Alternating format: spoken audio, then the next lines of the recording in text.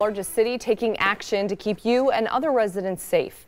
Cape Coral is cracking down on what they call nuisance homes. 4 in Your Corner, Sam Sosa live in the studio tonight. She's explaining how city leaders and the police department plan to make this happen. Sam? Cape City Council approved the creation of a nuisance abatement board to issue warnings and citations for nuisance houses. Now, we're not talking about your neighbor who might throw a party every once in a while or some noise complaints you may have. Police want to go after violent offenders or people who may be trafficking drugs out of house in your neighborhood.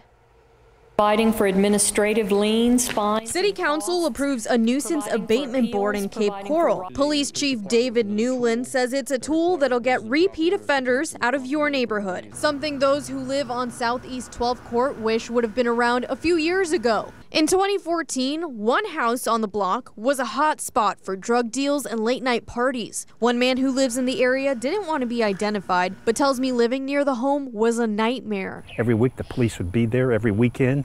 Cars would be lined up on the street here. There would be garbage left all over the street. The disturbances escalating to violence when a shooter killed one man and sent 2 others to the hospital during a party at the home. I woke up at 3 o'clock in the morning and the whole place was filled with police cars and emergency vehicles. This neighbor tells me they haven't had issues since, but think other people in Cape Coral could benefit from the board and avoid going through what they went through. Which is good.